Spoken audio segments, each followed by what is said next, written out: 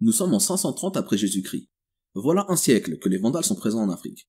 Durant ce siècle, l'Empire romain d'Occident a disparu, et ce sont des royaumes germains qui se partagent les restes de son territoire. L'Empire romain d'Orient par contre est toujours là. Il est ce que les historiens modernes appellent l'Empire byzantin. L'empereur byzantin s'appelle Justinien. C'est un empereur très ambitieux. Il souhaite reconquérir les territoires perdus de l'Occident et faire renaître l'Empire romain tel qu'il était à la grande époque. Et la première étape de sa mission, reconquérir l'Afrique. Cette région est tenue par les Vandales, des Ariens hérétiques qui persécutent les catholiques. Et Justinien est un fervent catholique. Pour lui, reprendre les territoires des mains des hérétiques est une mission divine. Chez les Vandales, Gélimer vient d'arriver au pouvoir. Il a remplacé Hildéric, un roi faible qui collaborait avec l'Empire et qui n'arrivait même pas à contenir les révoltes qui avaient lieu sur son territoire. Gélimer compte bien revenir aux fondamentaux du royaume vandale. Armée forte, hostilité à l'Empire romain et persécution des catholiques. Le royaume vandale paraît très fort, mais ce ne sont que des apparences. En réalité, l'armée vandale est peu nombreuse et la plupart des soldats sont des mercenaires, pas très fiables. Et surtout, l'armée est dispersée car elle doit lutter contre des révoltes partout dans le royaume. Gélimer doit faire face à deux grandes révoltes, une en Tripolitaine et une en Sardaigne. Et c'est à ce moment-là que Justinien décide d'attaquer. Justinien envoie quelques troupes en Tripolitaine pour aider les insurgés et pour tester l'armée vandale. Et il bat les Vandales très facilement. Il reprend la Tripolitaine. Cette victoire facile le conforte à attaquer beaucoup plus fort maintenant. En août 533, il envoie 500 vaisseaux et 18 000 hommes, commandés par le général Bélisère. Et les Vandales sont battus en très peu de temps. 2 batailles à peine suffisent à anéantir leurs forces. Le royaume vandale s'écroule comme un château de cartes. Gélimer est obligé de fuir. D'abord, il fuit vers la Byzacène, puis ensuite vers les montagnes de Petite Kabylie. Bélisère organisera un embargo autour de la montagne dans laquelle Gélimer était réfugié. Gélimer sera affamé et il sera obligé de capituler en mars 534. Bélisère lui accorde la vie sauve et il lui propose même un domaine en Galatie, dans l'actuelle Turquie. Et Gélimer ira finir ses jours là-bas, paisiblement. Les autres Vandales seront dispersés. Les soldats d'élite sont incorporés dans l'armée romaine et ils sont envoyés en Orient. Certains ont été réduits en esclavage ou bien ont fui vers l'Espagne. Et d'autres enfin sont restés en Afrique mais ils ont perdu leurs terres. Et voilà, c'est la fin du royaume vandale. Il a disparu aussi vite qu'il est venu, et à vrai dire, il n'a pas laissé grand-chose en héritage. La seule chose qu'il a permis en réalité, c'est le développement des royaumes berbères. Justement, les berbères étaient contents de la victoire romaine, car ils avaient la même religion, et car les vandales étaient leur ennemi commun. Mais, une fois que les vandales sont partis, les romains et les berbères n'étaient plus vraiment sur la même longueur d'onde. Pendant le règne des vandales, les berbères avaient formé des royaumes indépendants, un peu partout sur le territoire. Et ces berbères-là ne voulaient pas perdre leur royaume. Ils voulaient bien reconnaître l'autorité symbolique de l'Empire, mais ils ne voulaient pas perdre leur autonomie. Et l'empereur Justinien négligeait ça. Il considérait que toute l'Afrique lui appartenait. Il voulait reprendre toute l'Afrique romaine, telle qu'elle était à la grande époque. Et ça va entraîner des conflits entre l'Empire byzantin et les royaumes berbères indépendants. Les Byzantins ont des problèmes avec les royaumes berbères, mais ils en ont aussi avec les Africains romanisés. Les Africains romanisés étaient persécutés par les Vandales, donc eux aussi étaient contents de leur départ et du retour de l'Empire romain. Mais les choses ont changé en un siècle. L'Empire byzantin, c'est l'Empire romain, oui. Mais les Byzantins sont éloignés géographiquement et culturellement de l'Afrique romaine. Avant la chute de l'Empire d'Occident, l'Afrique romaine était administrée depuis l'Italie. Maintenant, elle est administrée par des Grecs de Constantinople. C'est presque un nouvel empire. Et ce nouvel empire se comporte un peu comme une puissance coloniale. Lorsque les Byzantins ont chassé les Vandales, ils ont annoncé que les terres que les Vandales avaient prises allaient être restituées aux Africains. Et ça, c'est un superbe effet d'annonce. Les Africains ont pensé qu'ils allaient récupérer leurs terres que leur famille avait perdues un siècle plus tôt. Mais dans les faits, les Byzantins ont mis des clauses pour que personne ne récupère quoi que ce soit. Pour récupérer les terres, il fallait présenter le titre de propriété de sa famille avant l'arrivée des Vandales. Mais les Vandales étaient là depuis une centaine d'années, et plus personne n'avait conservé de titre de propriété. Du coup, les terres conquises aux Vandales ont été prises comme propriété impériale. Et les Byzantins vont aussi persécuter la population pour asseoir leur autorité. Il existe un épisode assez méconnu de notre histoire, mais qui à mon sens a une importance capitale. Si on en croit les dires d'un chroniqueur qui s'appelle Procope de Césarée, les Byzantins ont décimé la population quand ils s'en sont installés en Afrique. Procope de Césarée avait accompagné Bélisère dans sa campagne en Afrique. Il était proche du pouvoir. C'était un peu l'écrivain officiel de l'Empire. Il a écrit un livre qui raconte la conquête et dans lequel il fait l'éloge de Bélisère et de l'empereur Justinien. Mais il a aussi écrit un livre secret, qui ne paraîtra qu'après la mort de Justinien, et dans lequel il raconte tout l'inverse. Dans ce livre, il raconte sa véritable version des faits, et il dit tout le mal qu'il pense de l'empereur, de Bélisère et de tous les gens du pouvoir. Et dans un des passages de ce livre, Procope dit que l'installation des Byzantins a entraîné une chute brutale de la population des Africains. Selon lui, il y avait dans la province d'Afrique 2 peuples. Il y avait ceux qu'il appelait les Libyens et ceux qu'il appelait les Maures. Il ne décrit pas exactement ce que sont ces 2 peuples, mais tout laisse à penser que les Libyens sont les Africains romanisés et que les Maures sont les Berbères, tels qu'on les connaît. Selon ses dires, avant la conquête, les Libyens étaient beaucoup plus nombreux que les morts. Mais ils ont disparu sous le coup des exactions de l'administration byzantine. Ça a laissé un vide, et les Africains ont été remplacés par des morts. Les morts sont justement ceux qui ont fondé les différents royaumes autonomes. Et les premières guerres entre les Morts et les Romains ont lieu tout de suite après la défaite vandale. En 535, quelques mois à peine après sa victoire sur les Vandales, le général Bélisaire quitte l'Afrique. Il part conquérir l'Italie. En Afrique, il laisse le commandement à un de ses officiers, Solomon. À peine entré en fonction, Solomon doit faire face aux premières révoltes morts. Et ces premières révoltes ont eu lieu dans le sud de la Tunisie. Elles sont menées par un chef de tribu qui s'appelle Cousina. Solomon réussit à battre Cousina et le fait fuir vers les Aurès. Le roi des Aurès, Iodas, va accueillir Cousina et il entre en guerre lui aussi contre Solomon. Et il entraîne avec lui le roi d'Altava, Mastinas. La même année, il y a eu une grande mutinerie dans l'armée romaine. Beaucoup de soldats n'avaient pas reçu leur solde, et donc ils n'avaient plus envie de combattre. Et aussi, certains soldats s'étaient alliés aux Vandales qui étaient restés sur place. Après la défaite de Gélimère, on avait vu que certains Vandales étaient restés sur place, mais qu'ils avaient perdu leurs terres. Ces Vandales ont voulu trouver une combine pour garder leurs propriétés. Ils ont donné leurs filles en mariage à des soldats romains, en espérant que ces soldats auraient le droit de garder les terres. Il y a donc eu de nombreux soldats romains qui se sont mariés à des femmes vandales et qui ont voulu garder les propriétés de leur belle famille. Bien sûr, pour l'Empire c'était hors de question. Les terres appartenaient à l'Empire, pas aux soldats. Et donc les soldats qui n'avaient ni reçu leur solde, ni reçu de titre de propriété, se sont révoltés. En 536, ils étaient sur le point d'assiéger Carthage. Et la capitale est sauvée par Bélisaire, qui était revenu à la rescousse depuis l'Italie. Il était revenu spécialement pour ça. Et les rebelles ont été éloignés de Carthage, ils ont fui vers les Aurès, puis vers la Mauritanie, probablement vers le royaume d'Altava. En 539, le roi du Hodna, Ortaïas, va lui aussi entrer en guerre contre l'Empire. Il s'allie à Iodas et attaque l'armée romaine. Mais les deux hommes sont quand même battus par Solomon, et ils doivent fuir vers le royaume d'Altava. À cette période, il commença à y avoir une grande épidémie de peste dans toute la Méditerranée. C'est ce qu'on appelle la peste de Justinien. La peste de Justinien est arrivée en Afrique en 542, et elle a surtout touché les soldats romains. Entre 542 et 543, l'armée byzantine va être décimée par la maladie. La situation devient difficile pour les Byzantins.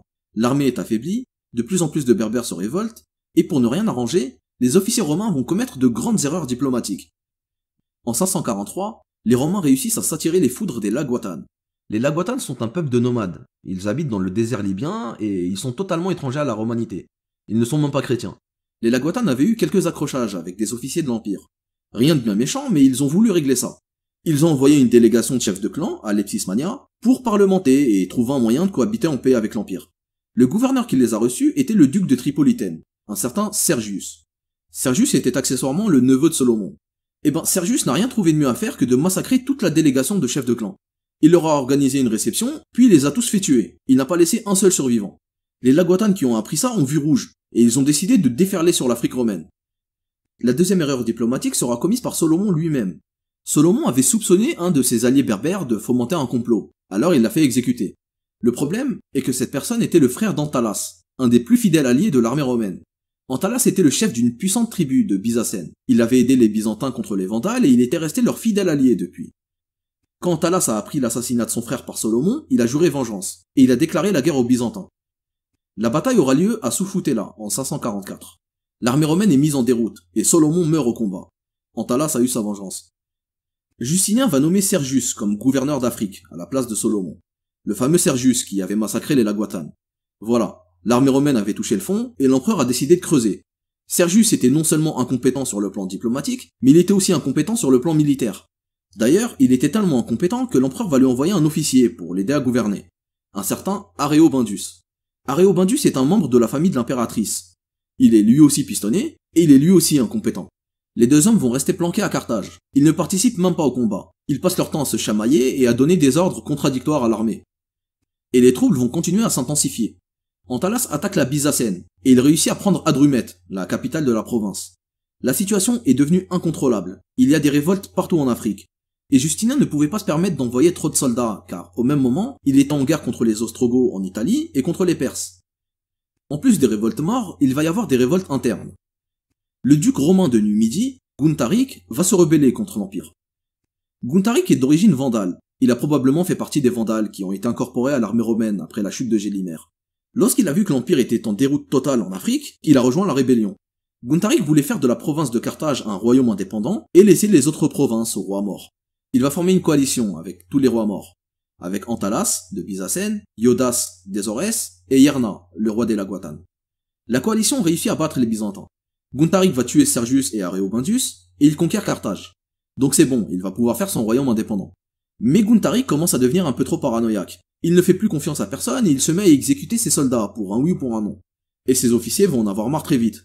Gundaric va être assassiné par ses propres officiers, un mois à peine après la conquête de Carthage. Carthage revient aux Byzantins, mais la situation reste chaotique. L'empereur Justinien va finir par comprendre qu'il faut changer de politique en Afrique. Il décide d'envoyer un autre homme pour faire régner l'ordre, Jean Troglita. Jean Troglita était un chef militaire aguerri. Il avait servi aux côtés de Bélisère contre les Vandales et il avait fait la guerre aux Perses. En arrivant en Afrique, il commence par conclure des alliances avec certains chefs berbères. Ça lui permet de réduire le nombre de ses ennemis et de profiter de leur connaissance du terrain. Cousina, qui était le premier berbère à se révolter en 535, va le rejoindre. Il va l'aider à combattre les autres rois berbères. Jean Troglita va faire la guerre à Antalas, Iodas et les Laguatan. Il va réussir à les battre au bout de 2 ans de combat. Il récupère Carthage, la Byzacène, la Tripolitaine et la Numidie. Pour le reste du territoire, il accepte le fait que l'Afrique romaine est plus petite que ce qu'elle a pu être autrefois. Il sait qu'il doit maintenant composer avec les rois locaux. Il leur demande de payer un impôt, mais il reconnaît leur autonomie et il ne cherche pas à conquérir leurs terres. Jean Troglita va aussi construire un système de fortification, un genre de limes, mais qui serait à la fois aux frontières et à l'intérieur des provinces. Le problème, c'est que ces constructions-là ont un coût. Elles coûtent cher à construire et il faut payer de nombreux soldats pour garder la garnison. Pour pouvoir les financer, l'Empire va rehausser le niveau des impôts sur les Africains. Le niveau des impôts va devenir insoutenable et l'Empire va devenir impopulaire.